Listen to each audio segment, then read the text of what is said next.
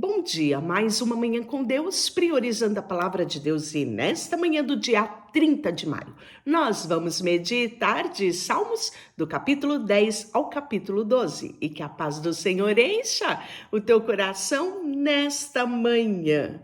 Vamos falar da descrição de quem é perverso aqui no capítulo 10. E vamos também saber, os seus atos. Mas sempre haverá esperança ao necessitado.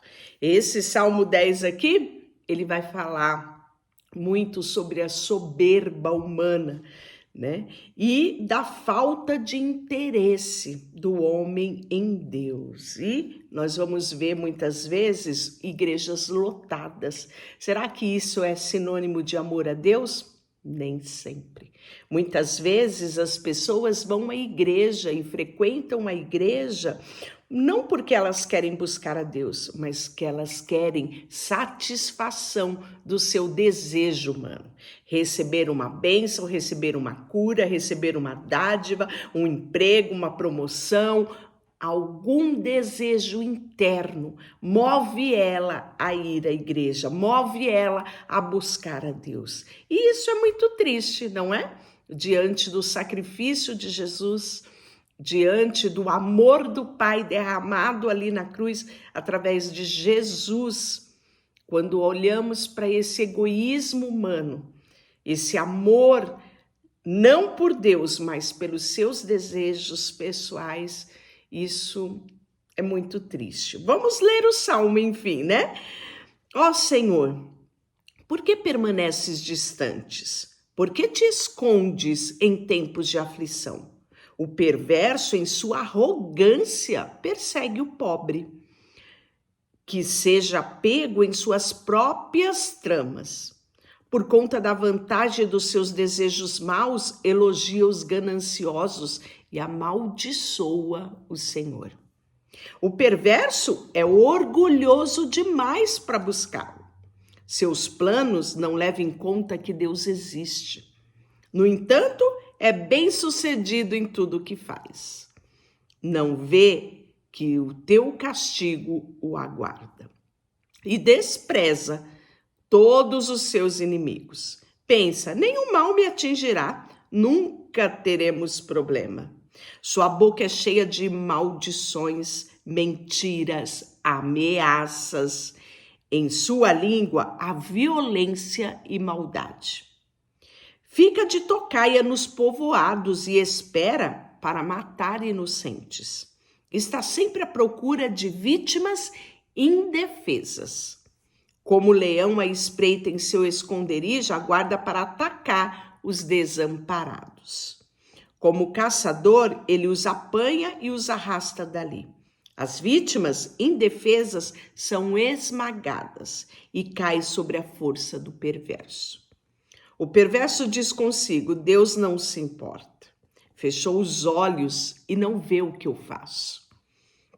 Levanta-te, Senhor. Castiga o perverso, ó Deus.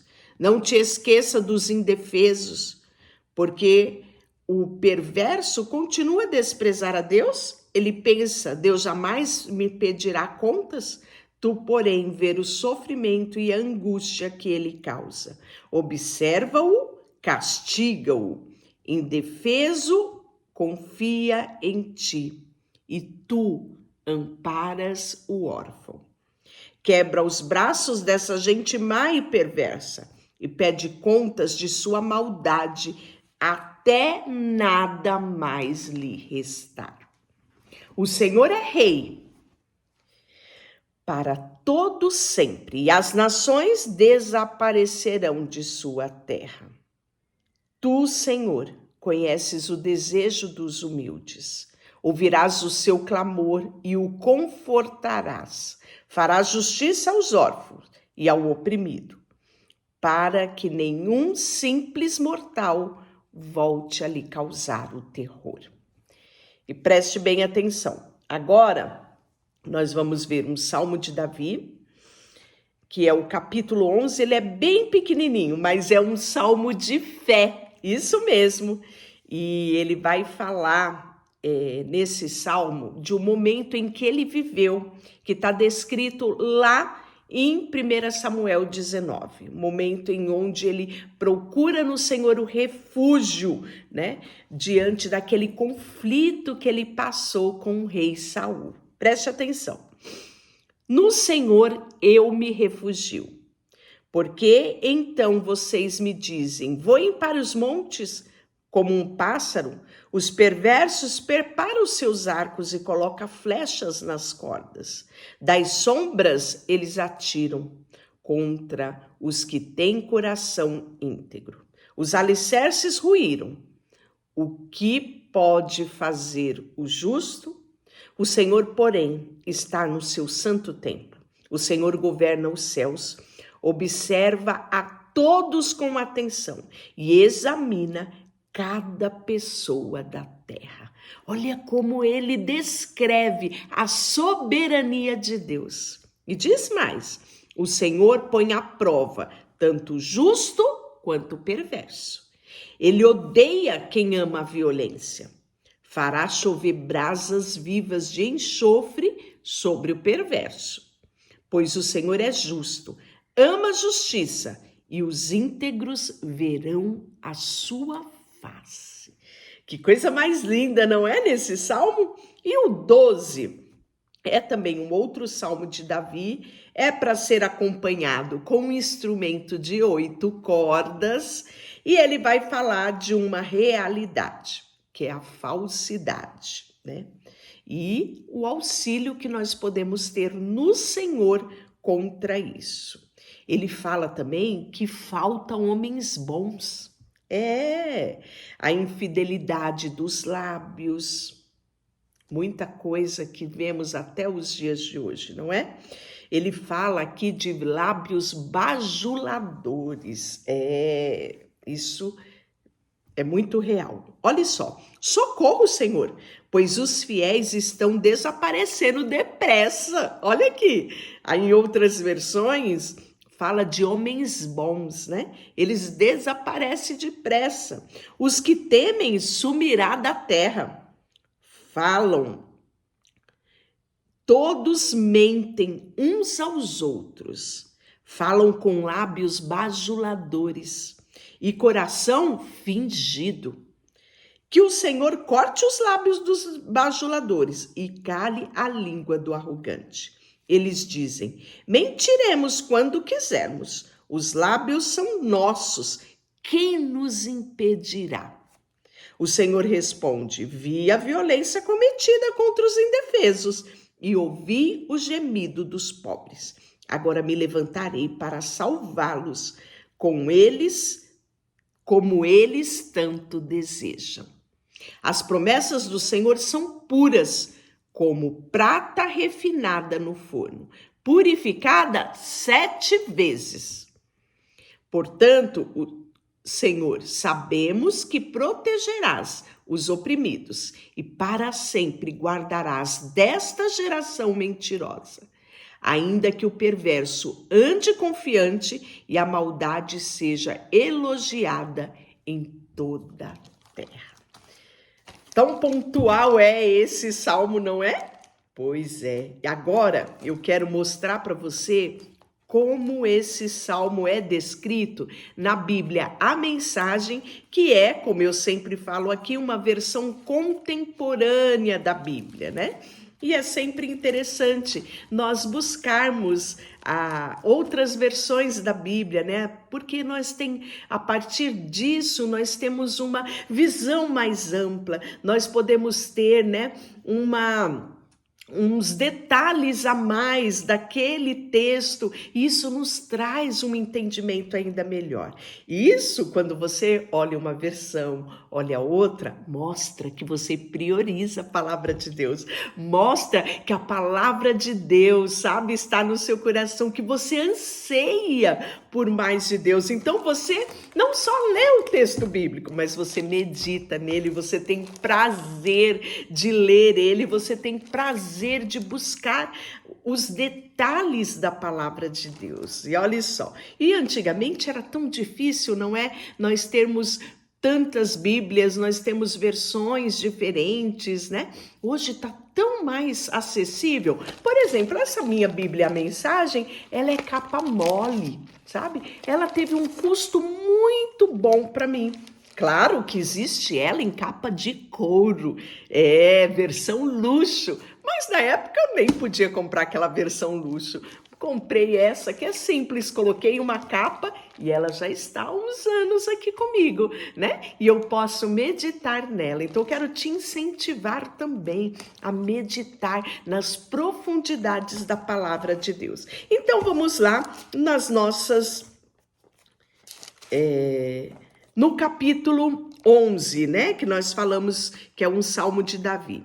Para salvar a pele, já sai correndo diretamente para os braços do Eterno. Porque então eu deveria atendê-los quando vocês dizem, corra para as montanhas? Os arcos da maldade estão empunhados, flechas perversas estão apontadas ao abrigo da escuridão contra todos os corações abertos a Deus. O país virou um caos. Gente honesta não tem nenhuma chance. Isso era dias de Saul, descrito por Davi lá em 1 Samuel 19.